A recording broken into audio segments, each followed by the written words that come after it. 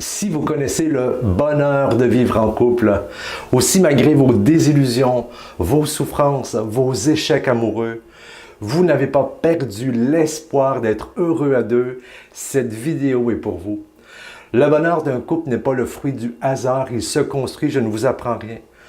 Eh bien, vous vous demandez quels sont les secrets des couples qui réussissent? Voici 7 clés pour vous aider à construire des relations épanouissantes. Première clé, s'aimer soi-même pour mieux aimer l'autre. Et oui, développer l'amour de soi est pour moi un ingrédient essentiel pour vivre des relations harmonieuses.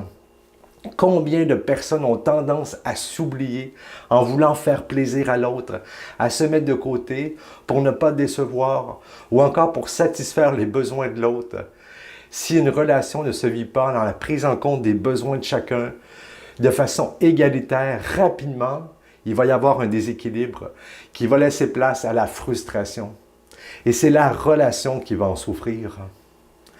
Reconnaître ses besoins, leur donner de la légitimité, implique l'amour de soi.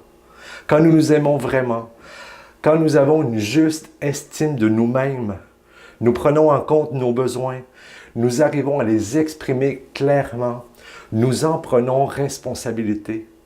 Si je ne m'aime pas, il y a bien des chances que j'exige de l'autre de l'amour, de l'attention, de la reconnaissance, de la considération. J'attends alors de l'extérieur ce qui me manque à l'intérieur. Je vais le chercher au risque d'être souvent déçu de constater que l'autre ne m'apporte pas autant que je voudrais. L'amour de soi est un passage nécessaire pour aimer notre partenaire de façon inconditionnelle. Si vous reconnaissez aussi l'importance de l'amour de soi dans la relation, faites-le moi savoir en mettant un pouce, un j'aime. Deuxième clé, se responsabiliser. La deuxième clé qui aide à l'harmonie dans un couple est celle de la responsabilité, qui consiste à s'assumer pleinement. Il est impossible de découvrir sa responsabilité sans retour sur soi-même. L'irresponsabilité, c'est, dans une relation, la tendance à rendre l'autre responsable de ce que nous vivons et à le blâmer. On peut avoir tendance à dire que si on est mal, c'est à cause de l'attitude de l'autre, parce qu'il ou elle a fait ça ou n'a pas fait ça, me parle de cette manière, n'est pas là. Donc, on a tendance à se dire que si on est mal, c'est à cause de cette personne et de cette personne que j'aime. Je me dis que si l'autre agissait autrement, parlait autrement, faisait autrement, je serais beaucoup mieux. Dans une telle manière de communiquer, chacun vient à blâmer l'autre de ses malaises et tente par tous les moyens de changer le partenaire. Marshall Rosenberg disait « Dès qu'un interlocuteur entend une critique, le différend le plus simple devient difficile à résoudre. » Pour sortir de cette dynamique, il est nécessaire de revenir à soi, d'assumer pleinement ses émotions et ses besoins. Rappelons-nous, l'autre n'est pas la cause de nos émotions, il n'en est que le facteur déclencheur. Parce que la cause de nos émotions, ce sont nos besoins. Cessez de donner à l'autre son pouvoir en déléguant la responsabilité de ce qui se passe à l'intérieur. Troisième clé, développer une vision créatrice du conflit. Combien de couples se protègent en refoulant pour éviter les conflits? Pour dissiper leur malaise, ils préfèrent fuir ou encore positiver, banaliser, rationaliser leur vécu. Leur relation souffre d'un fossé de non-dit qui éloigne progressivement les conjoints l'un de l'autre, contribue à cultiver le ressentiment et tue l'amour.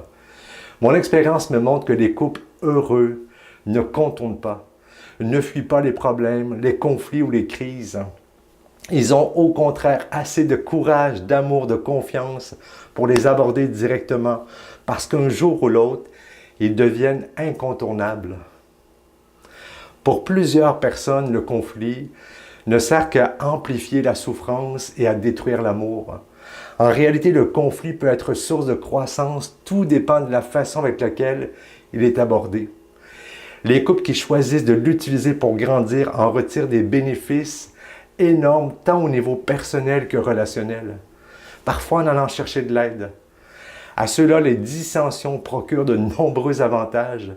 Guérison des blessures du passé, transformation de ses propres conflits psychiques, connaissance de soi, évolution, remise en question parfois salutaire, renouvellement, amour qui s'approfondit, etc., etc., etc. Il est possible de trouver des manières créatrices de résoudre les conflits. Pour moi, une formation en communication non violente offre réellement des outils puissants pour saisir l'opportunité du conflit comme moyen d'approfondissement, d'attachement et de progression du couple. Je vous indiquerai en dessous de la vidéo les dates d'une prochaine formation à Québec. Maintenant, quatrième clé, s'exprimer de façon assertive. L'assertivité est la capacité de s'affirmer, exprimer ce que nous ressentons, nos besoins, nos limites, tout en restant à l'écoute de l'autre, de ses besoins, de ses limites. Il s'agit de faire grandir une relation de confiance gagnant-gagnant. Personne ne cherche à avoir raison ou à avoir le dernier mot. Chacun exprime qui il est tout en respectant le partenaire. Cela demande de l'écoute. Il fait d'apprendre à nous écouter d'abord nous-mêmes pour savoir quels sont nos besoins et ensuite apprendre à nous exprimer de façon authentique, à nous révéler à l'autre. Cinquième clé, garder l'amour vivant, bien entendu. Si vous ne vivez plus la passion qui était là au début de votre relation, rassurez-vous, c'est normal. Bien souvent, cela s'explique juste par la chimie de notre cerveau. Cela ne veut pas dire que nous ne pouvons pas vivre une relation intime, épanouissante dans la durée. Mais cela demande juste un peu d'effort, de créativité pour sortir de nos zones de confort, de nos vieilles habitudes, oser la nouveauté. Sixième clé, vivre une relation de couple en accord avec notre mission de vie, notre alignement de vie. Il n'est pas nécessaire d'aimer les mêmes choses que notre partenaire ou d'avoir les mêmes objectifs que lui. Mais il est important d'avoir des valeurs essentielles en commun et de nous sentir quelque part soutenus dans nos objectifs et dans notre alignement, même s'ils ne sont pas, qui sont complètement différents de ceux de notre partenaire.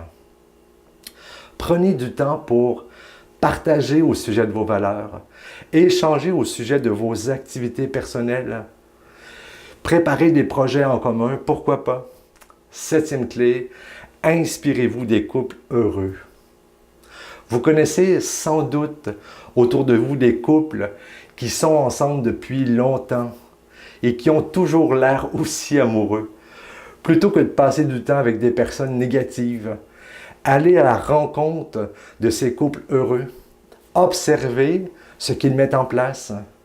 Comment communiquent-ils? Que font-ils ensemble? Quelles sont leurs croyances? Je vous laisse réfléchir à ces 7 clés.